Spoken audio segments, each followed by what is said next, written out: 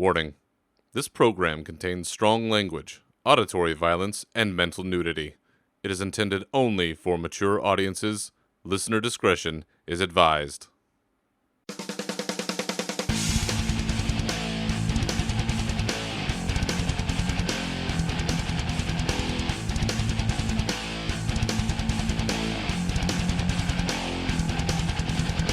Happy Brewfest, everybody, and welcome back for episode 37 of the Unshackled Fury podcast, your uncensored home for all things Warcraft. I am your host, Berzerker, and with me, as always, is the Hulk Hogan to my Randy Savage. He is Navox. Welcome back again, sir. Yeah, brother. That's great. Happy International Podcasting Day also. Oh, is that? Podcasting. And that's happy right. International Podcasting Day. That's right. Yeah. We're reaching around the globe to our brothers and sisters in podcast. No, we're not doing any of that shit. I didn't even We're know. not doing any of that. That's no. some fake Hallmark holiday stuff right there. I don't think Hallmark's even going to touch that one. International Podcast Day. You know, maybe if we were an influential podcast that mattered that people listen to, then it would matter. Then, yes, right. Podcasting brings value to my life. I listen to these two morons talk about Warcraft. Huzzah. Yeah, well, yes. Happy International Podcast Day to you. How have you been, sir? Oh, man. I have, I could tell you, I've been better. This past week, actually, it'll be a week on Tuesday. I had surgery on my. That's right. I had surgery, and where was it? It was not. It was. It was in. It was in the dark below. Oh God. No. So no, it was actually about an inch and a half. All right, kids. This is where we get real. Here we go. It was about an inch and a half from my rectum, actually. The doctor made this 2-inch incision. It basically what happened was I had this abscess that came out of nowhere. It's right on my rear end, and you know it would be me that gets this. I'm a pain in the ass to everybody else, so naturally karma comes back on me. So it is, but yeah, I had to go in. Doc's like, I can drain that. So they went in, they cut it, put me under anesthesia, took a nice nap, drilled it out. They literally went in. Literally went in. They didn't sew up the wrong hole, did they? No. Oh. Everything's still working, which is God. good. But you know, I have to tell you, it hasn't been the only part that's been fun has been the Percocet. It's the painkiller, and fortunately boy. I don't have to take. He's hitting the rattler. Yeah, that stuff is good. It makes you a little loopy. But what was funny was that day that I went and had the surgery done, I was still high on the painkiller, so I actually raided that evening, which I should have been resting, but I raided. And we actually didn't do too bad. We one shot Heroic Vectus, and then we spent the rest of the night on Zol, and we got him to like 1%. So we had a couple. I think we had like 2 1% wipes on Zol, and you were feeling no pain. I was feeling no. The next day I got up, I was feeling some pain, and then we had to go to the wound center, and I got to tell you, I mean, that's not a lot of fun because the wound center. You have to go to the wound center to have wound center. I had to have it repacked every single day. And we're not equipped here at the house to do that. And, yeah, so it was, I had to go to the hospital. They have a wound center there. So I went there and I met 3 different nurses and all different times. It's just like, all right, this is how it's going to be. This is where it's at. They were all very nice there, but well, you better hope so, because you do not need a nurse with a horrible bedside manner when they're getting on the giddy up underneath the dark below. I brought Elisa's with me, and God love her, she's a saint because she's also taking care of all of this stuff. So, you know, it's it was a fun week, and I get to go back to work tomorrow. It's I've been out of work. I take my vacations by doing surgery, so that's how I do my vacations. Yeah. Getting old is a bitch. Getting old is a bitch, exactly. But other than that, I mean, yeah. How are things on your end of the Well, You're end of thankfully, the spectrum with. I only still have one hole down there in that general area, so that's good. So I think I'm ahead of the game now at this point. Holy Lord, that's awful. It's been all right. We're making steady progress on our raid team. Hit a little bit of a wall here with Mithrax, but we're making it through. For people that may have listened to an episode of this show several years ago, the anniversary of the gnarly ass car accident that I was in was just a couple of days ago. So I celebrated by not doing anything and just being happy I'm still alive. So always good to commemorate those dates and kind of remind yourself of the perspective of, you know what, maybe things ain't so bad. We'll figure some things out and play some Warcraft. Yeah. So, but it's been good. We've had a ton of activity in game, out of game, that's been going on since the last time you and I were here.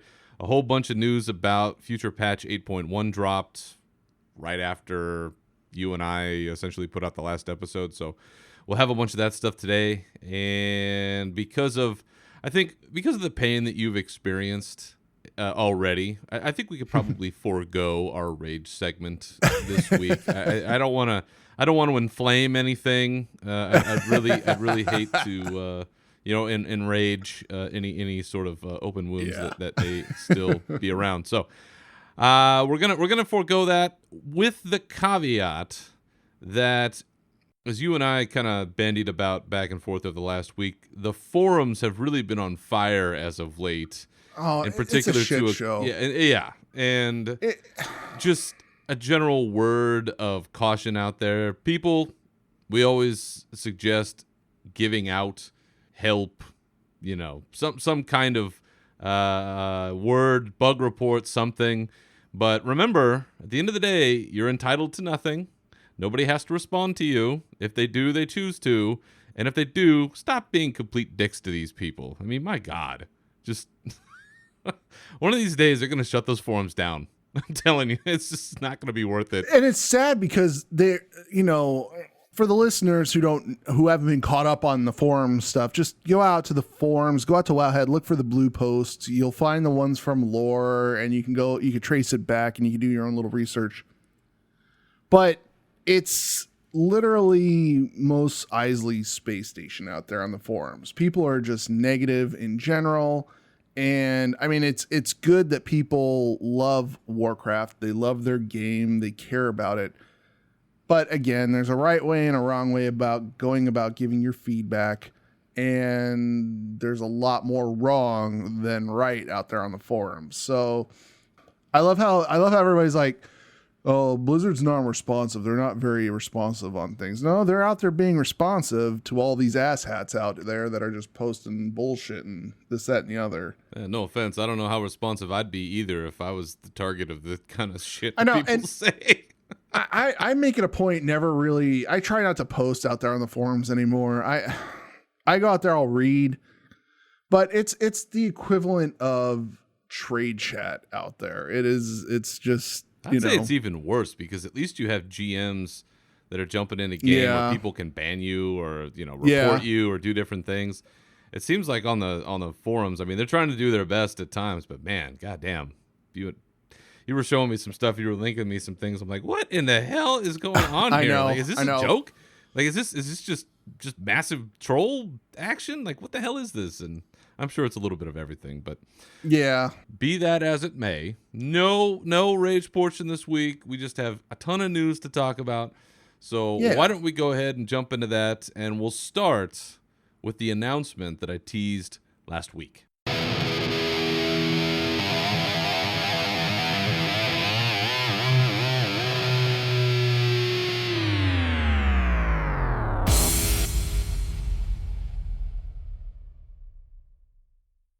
So for those that listened to the show last week, you'll recall that, wasn't last week, it was 2 weeks ago, the last episode, I had teased that there was going to be some kind of announcement for this show around BlizzCon, that sort of thing. And here's what it is. This show was invited to be a part of the Con Before the Storm, which is an event that is held at BlizzCon prior to and during the convention, where there's a bunch of podcasts that are there. There's tons of panels. There's art. There's meet and greets. There's all kinds of stuff going on there. And I'd said before, yes, fully admit that when I had first come on doing this podcast, I had poo-pooed a lot of these things.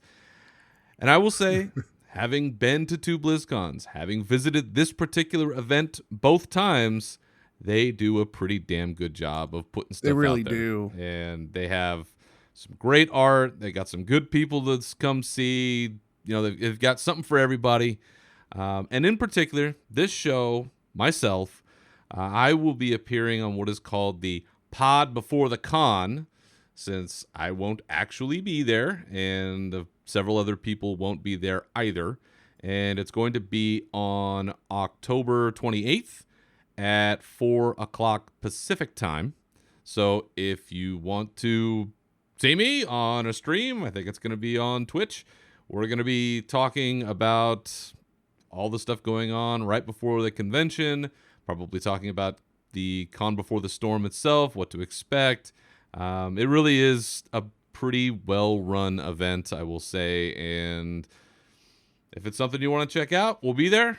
And on top of that, they're selling shirts. I'll give a plug for the shirts. The shirts have our show on the back, along with everybody else that's featured this year, which I think at this point constitutes northwards of 55 total podcasts.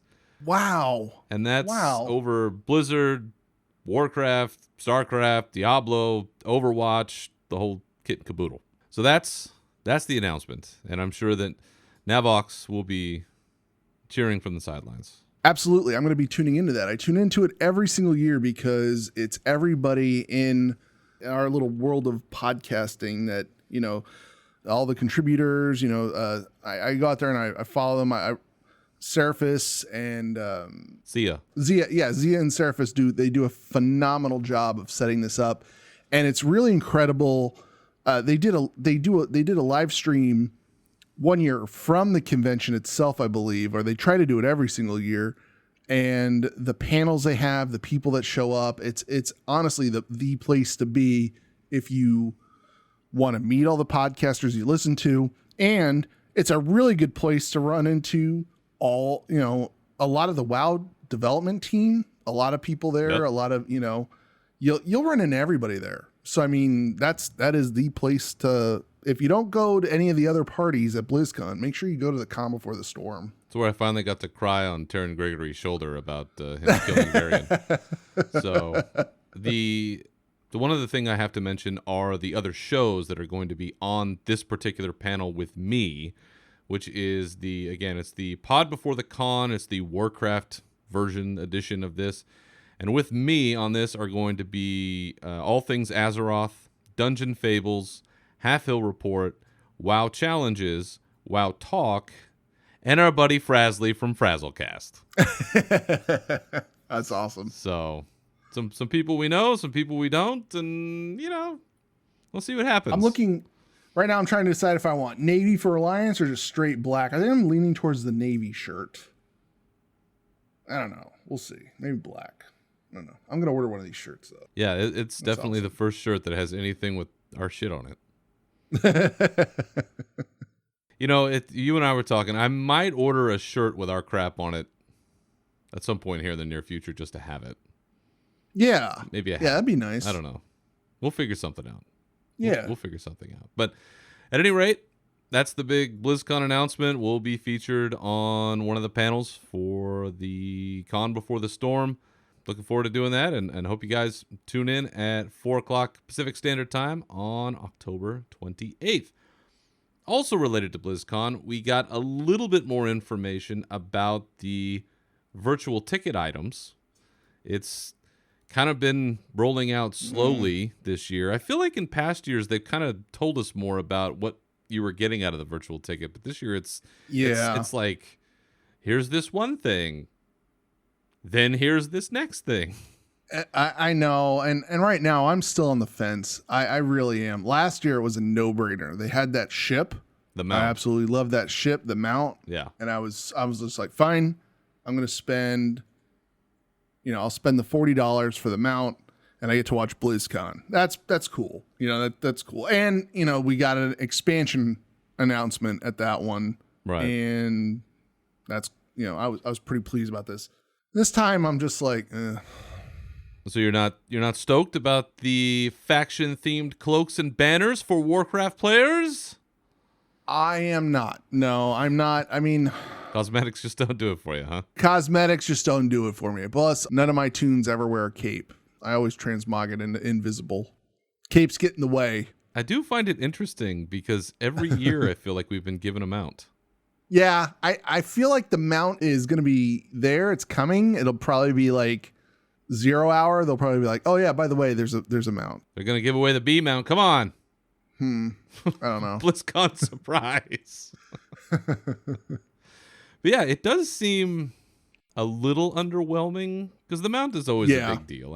Because they're kind of like these limited time collector's items to be able to get, this particular mount. I mean, it's the Blizzard Bear, the one that's got like the Murloc or something on its back. Yeah, like, it's a super rare item, and it's still pretty coveted to have these things. But I like the design of the cloaks. I think the banners are cool. I don't really know what I'm gonna do with the banner. So to your point, it does feel a little underwhelming. But again, we've been getting these kind of piecemeal, so I think it's entirely possible there may be more. I kind of hope there so. may be more. The other big part of this, and I think it kind of depends on which side of the fence you're on about this whole issue, is they announced that whether you are there in person or whether you buy the virtual ticket, the virtual stream, you're going to have access to Classic WoW for the first time since they announced this project. And you'll have it, they've said, for about a week, where you'll be able to go into a Classic Horde or Classic Alliance area and be able to quest around and do some things and see kind of the old days, the halcyon days of vanilla WoW live and in person. And I know that you are not really looking forward to that. No, I'm not. And I'm sorry, but I'm just not. Like, Classic WoW just doesn't do anything for me. I'm happy for people that are excited about it. So, not to shit on everybody's parade here, but I'm happy for the people who are really looking forward to playing Classic WoW. That's great. I'm happy for you. I did it. I'm okay with the world changing. I'm okay with all the options and all the quality of life things that they've put in game since. I'm happy with how my character is right now. You guys can have the skill trees. You guys can have all of that old shit. Thank you. Don't want it. Don't really feel like raiding Molten Core at level or Blackwing Layer at level. I did it. It's okay. I'm just, cool, but yeah, it's not doing anything for me that's making me go, oh my God, or bring tears to my eyes as, people see things at BlizzCon and they freak out and cry, and it's like, no, it's not doing any of that for me. So Not this time around, huh? Not this time around. Yeah, see, I think that may be part of the difference is that there are those of us where I came in right at the start of Burning Crusade, so I just missed out on vanilla, and I didn't see it. I saw, Burning Crusade had updates, and there were things that were changed, but there was still a lot of stuff from vanilla that was still around in Burning Crusade. The world was still largely the same. We still had the talent trees and all of this other kind of stuff. So you still got to see a lot of that. But there is, again, as I've talked about in the past, there's this nostalgia factor that people just can't say no. It's part of the reason why, even as an adult, my child aside, I love going to Disneyland because I can see something that looks, smells, sounds, and is nearly exactly the same as it was when I was of a certain age. And I wonder if part of that kind of is this classic WoW pull where people were, think about how long ago this was now. We're talking about, 14 years ago. players of a certain age, you're either in your teens or your early 20s or somewhere around that neighborhood. And it's a different kind of vibe. So be able to pull that to the modern day and to be able to jump right into that and see that again exactly as it was, or like 90+% the same way as it was. I think there's just a real big nostalgia bomb happening there for a lot of folks, and that's what they want. The thing that I'm curious to see and have always been curious to see is once people have it and they see all of the modern conveniences that are gone, how invested are they going to be? Yeah, okay, I'm sure there's going to be some badass hardcore guilds that are going to be like, you know what? We're going to max level. We're going to raid all this stuff. We're going to do world firsts. We're going to do all these things, and they're just going to be just shot out of a cannon, and God bless them all. I'm going to check it out. I'm certainly curious. I'd love to see it again, at least, those older versions. The normal world first race, folks. Live streamed live, the level 62. We're farming resistance gear. Woo! Yeah, no thank you. Dude, there's just no way. Yeah. I'm going to check it out as a tourist, no question. But if there's sure. Other than that, I'm not paying extra for it. Yeah. No, I'm going to have to get that as part of my regular deal or giveaway or something. So, after all of this, you and I have decided that we're gonna take a little action here. In the spirit of BlizzCon, and in the spirit of, let's say, your uncertainty regarding your purchase of a virtual stream, we are going to hold a BlizzCon talent contest. That's right. The Unshackled Fury podcast is going to hold its first BlizzCon talent contest that we're going to call Win Navox's Virtual Stream. It's a completely open contest, no categories. It's a lot like what they do at BlizzCon. There's costumes, there's poetry, there's videos, there's all kinds of stuff, whatever. Whatever you want to do, as long as it is somehow related to Warcraft, it's open. You want to write me a song, you want to write us a story, you want to draw us a picture, you want to do some kind of crazy cosplay in your garage, I don't care what it is.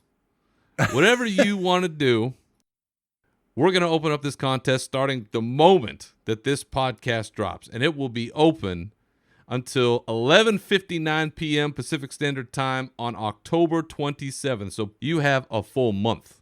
You got a month to come in and show us what you got. And here is what you are playing for. First place, Nav's virtual ticket. All the stuff that they're going to announce, the ability to watch all of the streams, replay the streams, the whole kit and caboodle is yours. First place. Second place, we'll let you pick any mount from the in-game store, and it is yours. And finally, third place, any pet that you want from the in-game store, you pick it, we buy it. Congratulations. So that's what we're doing. You can win Nav's virtual stream. All you got to do is show us a little bit of talent. Based on entries that we've received for past contests, you probably don't have to do much to win this one. So I hope all of you can get your creative juices going and show us what you've got. Sorry, Nav, we're gonna have to give this one away. It's all right. I'm not gonna be using it, so hope somebody gets to use it. So again, contest is open now and will run through October 27th. You can either send your entries to us via our show email, which is unshackedfuryshow@gmail.com.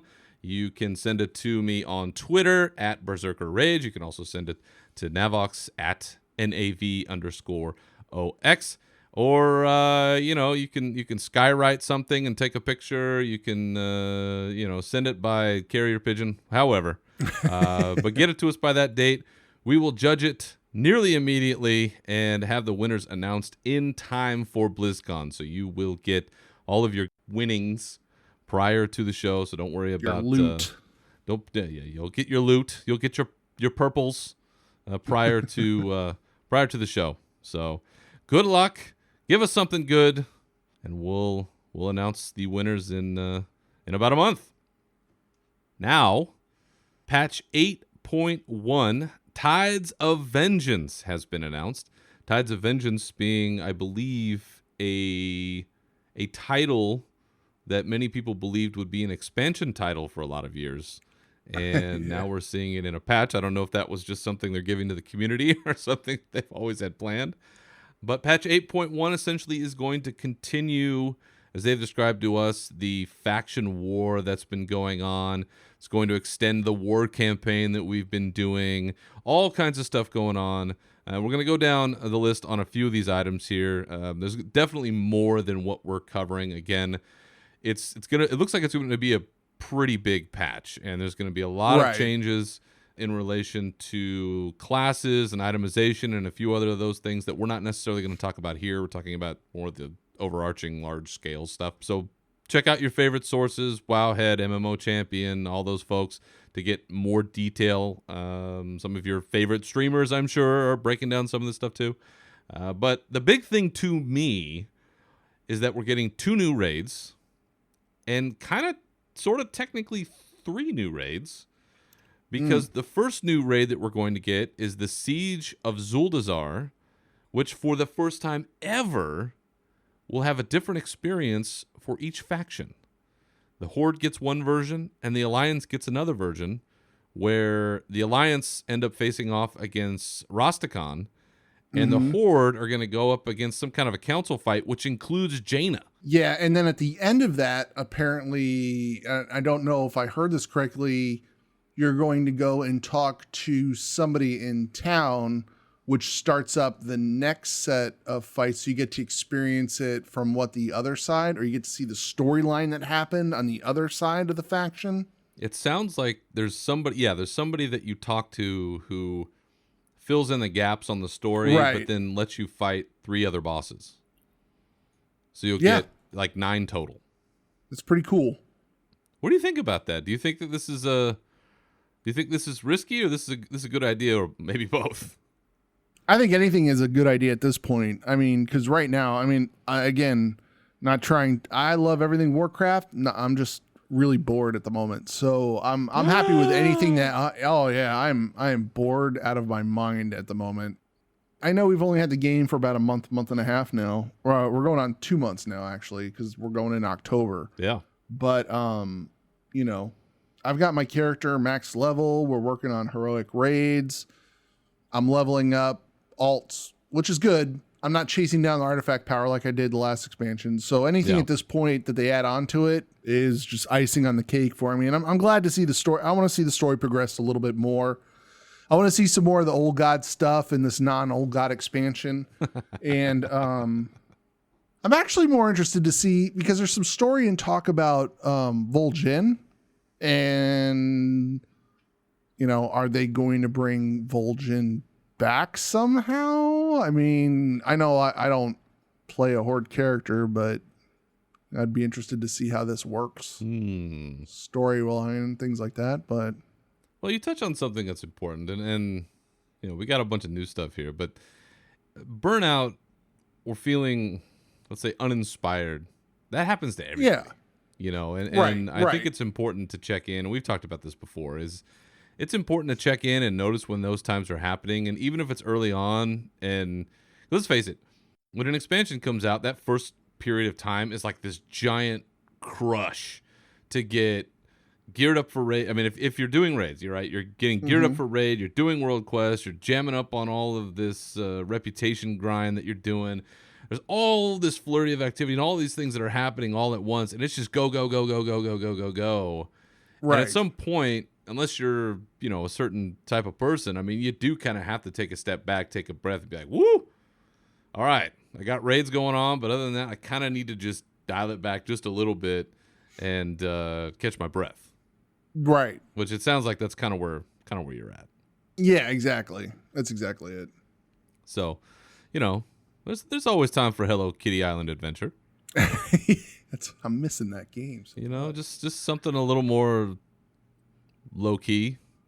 Yeah. A little less pressure. That's important. Listen, that's important. So yes, to all you folks out there, little PSA, take Nav's advice here. Recognize when you're not quite feeling it, and just take a step back. Don't feel pressured. Don't feel forced. This is a game after all. We're supposed to be having fun. And if you're not having fun, maybe you should just take a little stock of that for a second. So, but back to our news, talking about these new raids that we've got. So essentially, we've got Siege of Zuldazar, which will give us two versions of a raid for Horde and Alliance. And we'll also have, at some point after Siege of Zuldazar, we'll have something called the Crucible of Storms, which is yet another raid. It will only be 2 bosses. It will probably be Old God related. Shock and surprise. It's going to happen below the Shrine of the Storm, which is in Stormsong Valley. So, I like I like these shorter raids. Like, remember when we had, what was it, Trial of Valor? Right. Just in this last expansion in Legion. And I like these shorter raids, but I always have this sort of Halion fear. And for people that don't remember that was way back at the end of Wrath of the Lich King when they threw us basically the one dragon raid. Remember that guy at the end? And everybody hated it. Right. It is kind of the risk that you run with a very short raid, but maybe that's because technically Siege of Zuldazar is only 6 bosses per side. I'm happy with I'm currently happy with the way the raid is in Uldir. I'm happy that we've got a big ring of trash in the middle, but the boss time to actually get to the boss is not that long. So we're not spending a lot of time doing trash. There's not a ton of trash in that raid at all. You kill 2 bosses, you shoot the shit with your raid team as you're killing stuff around the ring. You get, go to work on some other bosses, shoot the shit a little bit more. And it's just, I don't know. It's fun. It is a fun, Uldir is a fun raid layout. I really do enjoy that raid. Yeah. So I'm looking forward to more shorter raids like that. Like I said the last time we talked, I really enjoyed the layout of that raid. I'm just digging the vibe of it. I love the bosses, even though we continue to do the carpal tunnel strat on Zool, which my raid leader listens to this show, unfortunately. So maybe I should be careful about talking about strat on this show if he checks in on it. But no, we've been having a good time in there. We're banging our head, like I said, on Mithrax, but the raid itself I'm really enjoying. So I'm looking forward to kind of getting back to the faction war aspect of this expansion, because that's what this is, right? This is Horde versus Alliance, Red versus Blue. That's what this whole thing is about. But the first raid, Uldir, it was nothing about any of that. It was wrapping up the Horde storyline. So we haven't, we kind of diverged from that a little bit. So getting back to Siege of Zuldazar, which is us as Alliance going out there and fighting our way through a temple and banging in there and blowing stuff up and wreaking havoc, and then you've got the Horde on the other side causing all kinds of problems for the Alliance and fighting the final group, which includes Jaina. And one of the things that they talked about, and they've already said this, is that there will be some consequential deaths coming from the Siege of Zuldazar. And I can't help but wonder, from an Alliance perspective, does that mean that Jaina takes a step out? I don't think so. No, I don't think so either. Unfortunately, I hate to go this route, but I'm going to call that I fear that Gen's going to bite it at some point. I have this funny feeling that would be big. The only reason I picked Gen for this one, I'm almost going to go with, I'm going with the right hand men at the moment. So I'm picking Gen and I'm picking the Thanos because also we're dealing with one of the new island expeditions that's coming out, which is Havenswood, which is Gilnean, and I know you've got the Scourge, or I'm not the Scourge, the Forsaken versus the Gilneans and things like that. I almost wonder if we're going to experience Gen Greymane's death and Nathanos' death, because they're influential, but that would also be a, whoa, what the hell just happened? And also, I kind of want to kill Nathanos anyway, so I'm okay with Nathanos going, but I'd be like, oh no, again, but still, he's still a big enough Alliance tune that it would hurt. So those are the two that I'm going with. I think Catherine's safe for the most part. I could be wrong. And Jaina's safe. We're not seeing Dreadlord Jaina or anything like that. I'm happy with the Jaina storyline. I'm looking forward to seeing what comes out of that at towards the end of the expansion, see what happens. But that's what I'm going. Those are my guesses for the deaths. I left the Night Elves alone because reasons. I don't think they'd kill Tyrande, so I don't. And we'll get to her here in a little bit, but and she's getting a new set of eyes, so I don't think they're gonna just kill her off. Yeah, they're not doing eyes, that to waste that opportunity. Exactly. But you raised a good point with Nathanos. That's a good call, because with the Horde side, I'm struggling with who would be a pretty consequential death on that side. But Nathanos being, I don't know, they're real sketchy about how they deal with the relationship between Sylvanas and Nathanos. Oh God! I guess they're lovers, but I mean they're undead. How? But yeah, they're dead, so they get to just like icy touch each other. I don't know. I mean, but there is some kind of a relationship there, and I do feel like for Sylvanas, Nathanos has this kind of anchoring ability for her to still have some emotion that is not overwhelmingly negative, and if you sever that, I mean, is there? And I said this before. I think having Sylvanas go down that path of just full evil badassery is just that's the best way to go, because I don't know how you redeem her at this point. It's just she's just so out there, and I suppose you could cop out and say, oh, it was N'Zoth the whole time. She pulls off the mask Scooby-Doo style, and there's a thing with a bunch of eyes and tentacles and shit. But it just that would kind of feel like a little bit of a letdown, as opposed to her just completely raging out and Nathanos is dead. It's just burn the world down, not just the tree. Let's just burn it all down. Like that kind of just that impulse rage. As warriors, we appreciate that. Exactly. I think that would be pretty compelling. With the Alliance side, I just don't know how much more Catherine Proudmoore has to do in this story, because she's come back. She's accepted Jaina. Jaina's now the Lord Admiral. It's not a position that Catherine holds anymore. True. There could be other. I don't know if Jaina really needs a mentor either, because she's. No. I mean, she's seen it all. She's seen some shit, and I don't know if she needs somebody the same way that I feel like Anduin still needs Gen, because I could see Gen going eventually. I mean, right. That's kind of how these stories tend to go. But I'm gonna put my money on Catherine. I could be totally wrong, as always. Okay.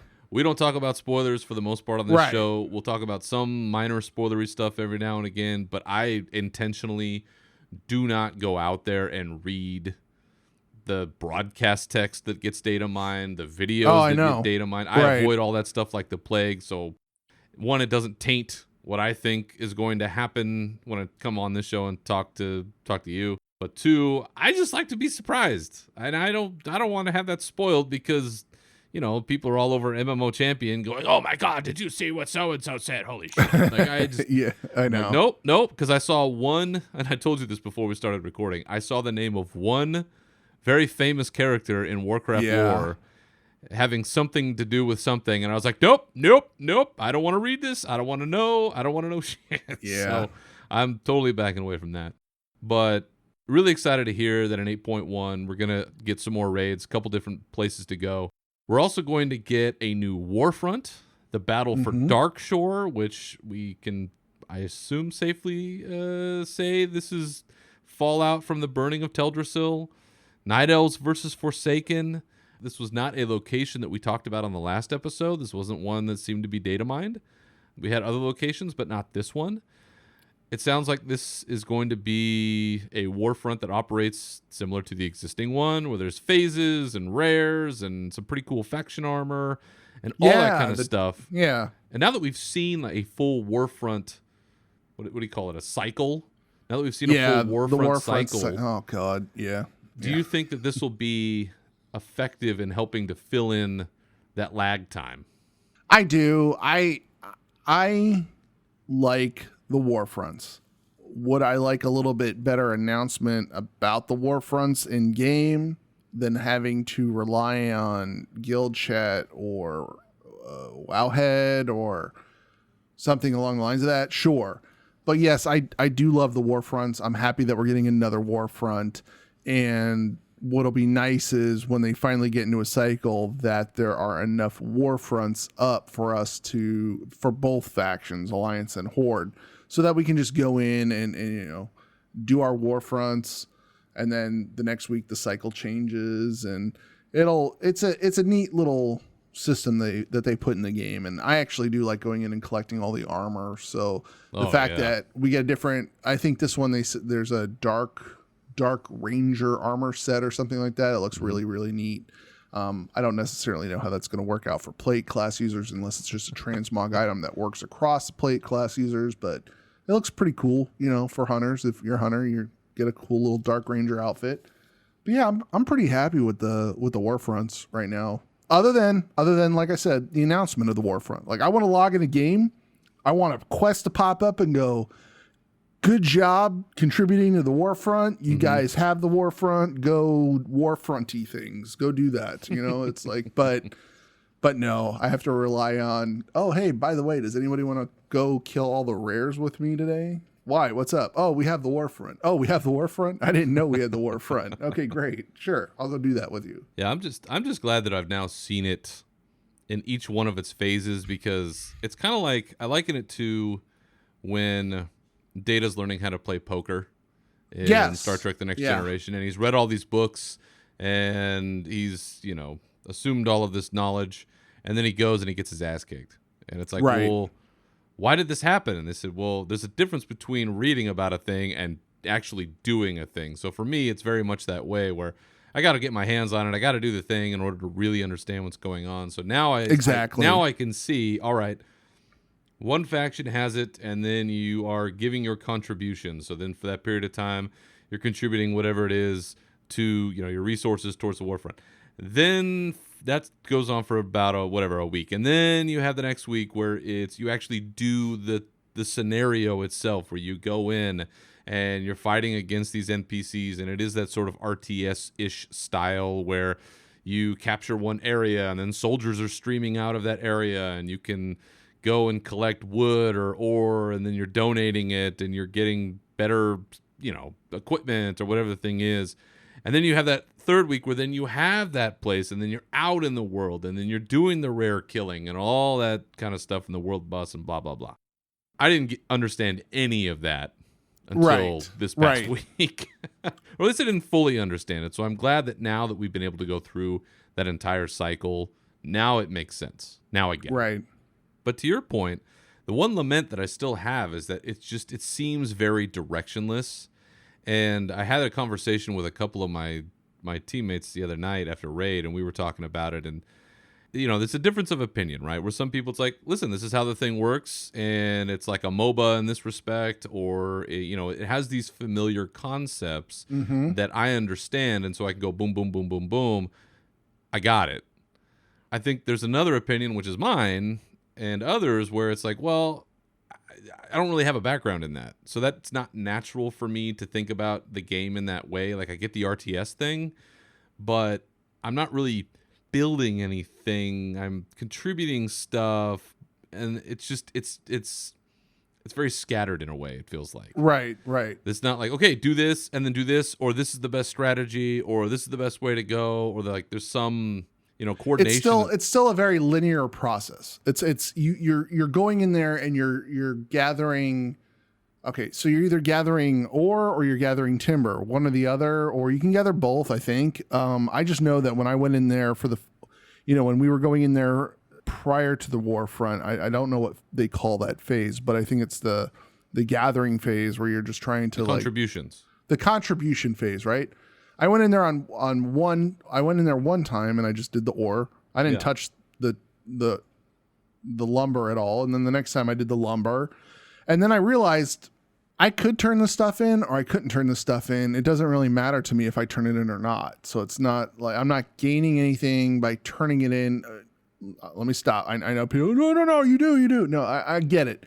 You can go get buffs. You contribute, you build the buildings. You can get a squad to run around with you. You can get a healer, you can get a tank, you can get some DPS to run around with you. I get it. But I understand where you're coming from, where it's scattered. You could go into the gathering portion of it and not do anything except run around and follow other people and still come out with your 370 piece of gear. Right, with your 370 piece of gear. Exactly. Well, exactly. And at least they did make a change where they're kicking out the people going AFK. Oh, yes. That's automatic now. Yeah. That is fantastic. And that's good. Yes. But that does show you the level at which it's just like people just running around and like, That's the other thing. Like, I want to take my raid group in there. Like we did this last week where we wanted to hit this thing before we raided last Sunday. And the way we did it was this. We broke off into we broke into 4 separate groups. And then on the count of 3, we all joined the queue at the same time. Well, 3 of our groups got into the same group and one of them got, out of the group. Oh. But I wish you could queue up with your raid, because it's a fun group activity. And it's PvE. It's PvE, but I also know that if enough group activities happen, the people that don't have the group activities won't get to participate or something. I don't know if that's necessarily true or not, but I would love to be some rando jumping in with a group that's got 3 groups that's organized of people from the same raid team working together. Oh, man. Because ours... Awesome. It goes really fast when you are coordinated enough, because you get one team doing the lumber, you get one team doing the ore, and then you just, you can just go pull stuff and kill stuff. It's just, I don't know. I'm having a lot of fun with it. I will say that I am having a lot of fun with it. Yeah. Oh, yeah. And don't let my criticism be taken as such that I don't like the war fronts. I like the war fronts. Right. I'm having fun, ran them a bunch of times. I'm loving all the rewards and the gear and all the stuff. Like, I'm digging all of that stuff. So don't take my criticism as meaning that I don't like these things. I do very much. And if anything, like we've talked about, I just want more of them. Yeah. So it'll be nice at least that in 8.1 we'll at least be getting Darkshore, and who knows, maybe there'll be more.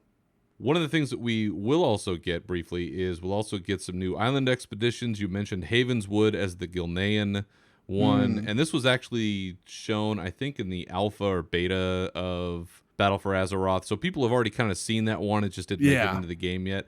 They're also adding Jorundal, which is a Vrykul-themed island. So, I'm down with that. And these are going to have some kind of bases, like some kind of base mechanic.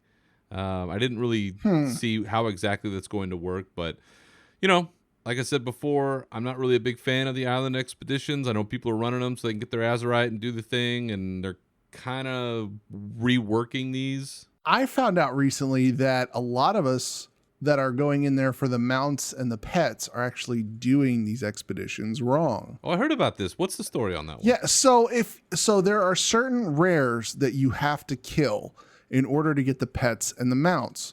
You don't get to these rares because you're going in and blowing up the instance. Like, you can go into a normal, rush through just to get the Azerite and be done. Well, there comes a point when gaining Azerite is where it's basically you're on the diminishing returns portion of how much Azerite power your neck has at the moment and what your gear level is.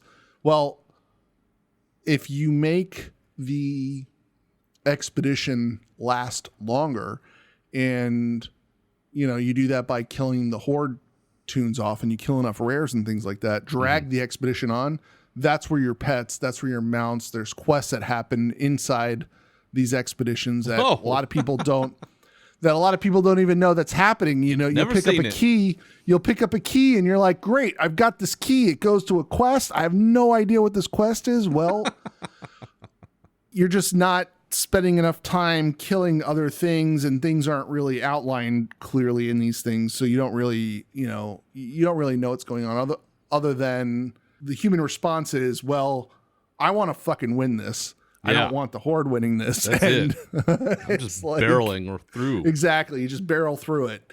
Well, people have figured out that even if you lose, if you take your time and you go through and you kill the rares and go through the quests and things like that, that's where your pets and your mounts are happening. So, so next time you do an expedition, don't go in there wanting to blow it up and win it. Just go in there, take your time, methodically kill all the rares that you can. Listen to Flynn when he goes, hey, look, by the way, go over here. There's things that are happening over here. And see if you can't find some of those quests that are happening on the island. Even if you start losing, just, give that a shot. See if you get any pets or mounts or things like that.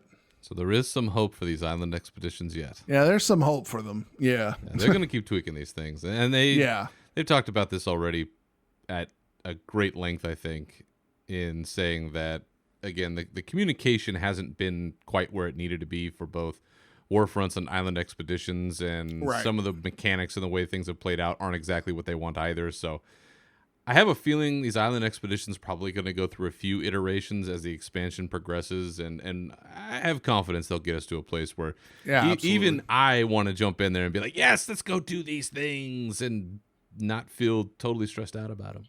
So those are kind of the major chunks of things that I saw coming out of 8.1, but some of the stuff we've touched on already is that there are going to be a ton of story-related items happening in 8.1 that further along, the threads that we've already uncovered so far in Battle for Azeroth. And we talked about spoilers. Again, there are spoilers everywhere, and God bless you if you're trying to avoid them like I do, because it's nearly impossible with stuff just on the front page of every website we read. I'm always going to be committed on this show to not spoiling stuff as much as we can. If you want to, go out there, read it, check it out, do your thing. I know Nav's already seen a whole bunch of stuff that I am ducking. And I've made a promise that I will spoil it all for all of you. No, Maybe you should do your own half-hour spoiler offshoot. Navox After Hours. This is the stuff Berzerker won't watch. The Unshackled spoilers. Oh, God. So we are going to avoid as much of that as we can, but we are going to talk about a few of the other things coming along. One of them being, at least as part of the Horde versus Alliance thing, is that they're going to be introducing something they call incursions, which will be targeted invasions by the opposing faction. And they've mentioned that this is going to work along the same lines as how the Legion invasions worked, which for leveling alts is a godsend. That's pretty much how I leveled all of the stuff at the end of, I think, Warlords, was when they had those invasions at the very end of the expansion. I think we all did that, And you could just blow through XP like crazy, and that was just phenomenal. So I'm kind of hoping that this is going to be in that same vibe, along with how it worked in Legion, where, it's a targeted area for a period of time. You rush in there, do a bunch of stuff, jam on a whole bunch of XP, and then there'll be another one later. And you can just kind of jump in and, it's probably something we'll have to, to your lament, have to check Wowhead for. Where's the incursion today? But it'll be kind of cool to see, again, the progression of the faction war, taking another form, at least in this incursion angle. Is this something that you think will generate a lot of traction, or is this just sort of an alt sideshow? No, it's going to generate a lot of traction, especially because, yes, it'll be an alt sideshow, but it's also a nice way of deviating from the normal path of doing quests while you're out there, leveling your alts. So I looked, I've got 12 to 14 alts I need to level up. I'm on alt number 2. I'm leveling up to 120 at the moment, which is my monk. I'm leveling a monk up, aside. I got 4 other warriors, my monk, my death knight. You're still played heavy. It's okay. Yeah, I'm still, I don't like to fall outside my comfort zone, and I love playing warriors. So I have my Dark Iron Dwarf I'm leveling. I have my Void Elf. I have a Night Elf. I have another human warrior I'm leveling. So those are my 4 other warriors that I'm leveling. I got my my Windwalker monk and Paladin, Death Knight, the whole 9 yards. No clothies. I don't do clothies. And I'm probably going to delete the Demon Hunter and put another warrior in there at some point. Yeah.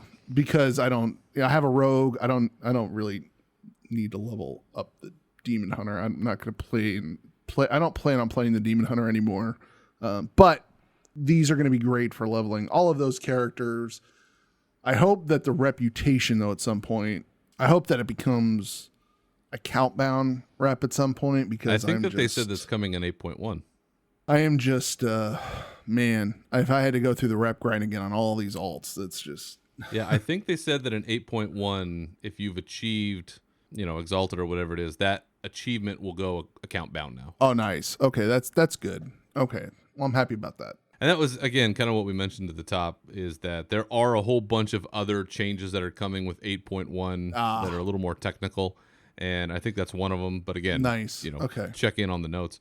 And the last chunk of things that we have here this week are actually related to a lot of the sort of updated races and some other racial-related things that are going on in the game. One of them being, and this is a little spoilerish, we don't know the whys necessarily, but we do know the what.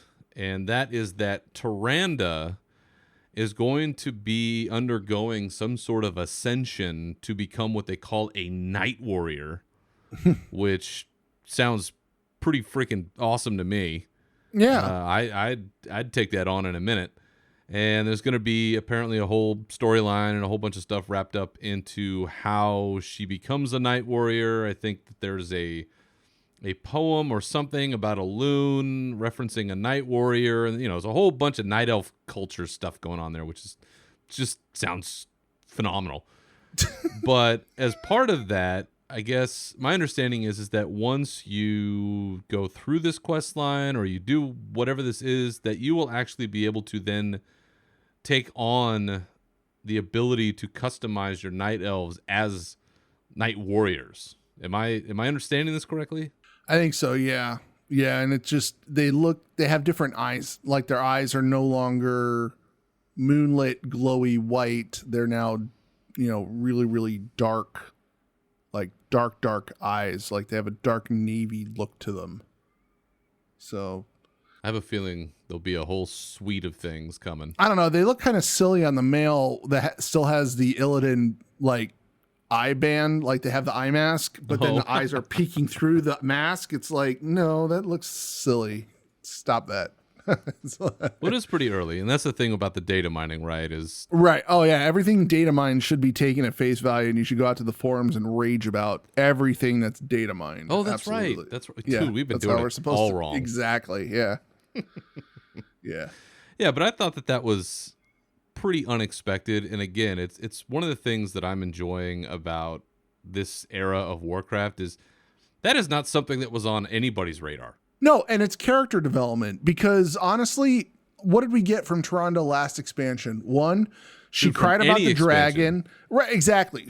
But last expansion, she cried about the dragon. Then we chased around trying to save Malfurion, and then that was it. It's like I'm glad she's getting some character development here. So that's good. So it's always good when we get character development. It's like, oh hey, by the way, this toon's been neglected. Let's, further their story so we can, do some cool stuff with it. Yeah. And from what it looks like, she'll be getting a fair amount of attention, with the relationship between, Tyrande and Sylvanas. With the burning of Teldrassil, the Night Elves looking for a new home. I mean, there's a lot on the Night Elves' plate these days, specifically with Tyrande. So not just leaving that by the wayside, I think is pretty important here because there were some complaints about Tyrande's reaction earlier on in this expansion in regards to Sourfang and, who shot who and what and when and why people walked away. And I mean, there's a whole kerfuffle about that. And so I think it's really important that they do something. I just don't think that this is what Night Warrior. I don't think that's what anybody was thinking about that. Right. So again, I really appreciate the chances that they're taking and the directions that they're going that keep us guessing. And that's again, I love that. And I'm so happy that they're doing that. The last item that we have here is a bit about heritage armor being introduced for even more classes. As you'll recall, we've had now this heritage armor for a few of the allied races that have been, actually for all of the allied races that have been introduced. And now we're actually going back to some of the original races, one being the dwarves and another being the blood elves. And I have been very impressed with the Dwarven Heritage armor. It is exactly the heavy plated, giant horn, bronze beard kind of thing I'm looking for. Yep, absolutely. And then, on top of that, your Kultiran armor's finally coming along. I know. I can't wait. Your race change is impending. Oh, I won't race change. I'll level it up because you got to level it up to get the heritage armor. You got to level you'll have up more to than get one. Probably. Yeah. Probably, yes. Now, with them introducing now the dwarves and the blood elves to go along with everybody else, and we have the Kultirans coming along at some point, do you think that every one of the original races is going to get heritage armor at some point? Yeah, I do. I just think it takes a lot of time and effort to make these things look really cool, because the dwarven one, just go out to Wowhead, check it out. It really does look really cool. And I believe Ian said that you won't have to necessarily level up a dwarf from 1 to 100 to get it. So if you've already got your dwarf, you could just go do the side quest or whatever it is and get your get the armor for it. Yeah, I think it takes a little bit of time to give each one of these things the love and attention that they need. The blood elf one looks okay, but again, I'm not a blood elf, so I don't know if the people who play blood elves out there are just like, wow, I'm really, really excited about getting a dress. But I mean, essentially it's a dress. I mean, it's a high definition dress. It's a high definition dress, and I'm sure the paladins will like. I guess the paladins will like it. It's like it looks like almost similar to a judgment set, the way it flows and things like that. I think we've seen that set. Like, it's kind of like a Sunwell-ish. Yeah, it's very Sunwell-ish. Yes. Yeah, it is. Exactly. So here's a question for you then. Mm-hmm. So for us, no secret, human warriors, been around a long time. Right.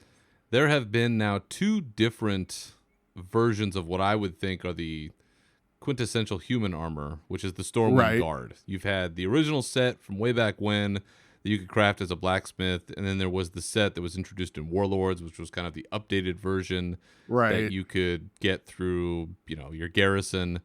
And then we've also had, it's Alliance technically, but the current plate that you get out of the Arathi Warfront is, it's pretty Stormwind-ish. It's pretty human-ish. It's Stormwind-ish, yeah. It's got that whole look and feel to it. What do you think, from what you've seen, in all the years we've been around, what do you think the heritage armor for humans could look like, if not those things? Honestly, it needs to look like Varian's armor. It needs to have the lion on one shoulder, an eagle on another shoulder, and similar to what the dwarf coloration is in the there's a screenshot of the dwarven armor where it's a tinted bluish, blue and gold type deal. But I'm thinking more along the lines of what Varian. I don't want to look like a Stormwind Guard. I mean, I won't, just. It's too generic. No, it's too generic. We need a lot more. We need a lot more plate and wool and mail intertwined and things like that, just weaved in. I mean, this dwarven stuff looks amazing. Like, I love the way this looks. They've got the cloth leather belt that wraps around the mail, that goes into plate, that goes into these big horns. I mean, that looks amazing. I if we could get something like that for the humans, I'd be happy with that too. So yeah, I think the thing that I was thinking you could do is some kind of a blend between like the old school PvP Bolvar vibe, like that kind of armor, and then you combine that maybe with what Anduin's doing these days. Because I really like the armor set that they put on him.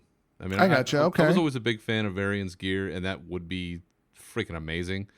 But the way that they've sort of reimagined Anduin's armor, if you could find like that sweet spot with, eagles and the blue and the gold and kind of the white and the lions and, all of that kind of stuff. I mean, it's a challenge. But some kind of an updated version of that, real heavy, tanky, that would be what I would want. But again, that's us speaking as warriors. So I'm sure that there is probably a lighter tone that could be used. But nevertheless, down the road, I'm sure we'll see. But that's what we're getting for now, and so far, so good. So I think that does it for this episode. Other than this fine program, where can the good people find you on the internet, Navox? You could follow me out on Twitter. I am at NAV_OX. As for me, you can always find me on Twitter at Berzerker Rage. Feel free to contact the show with your questions, comments, or entries into winning Nav's virtual stream at unshackledfuryshow@gmail.com. And you can find this show on SoundCloud, iTunes, Stitcher, and Google Play. So once again, thank you for listening. Remember to keep your swords wet and your banners high, and we'll catch you next time. Farewell.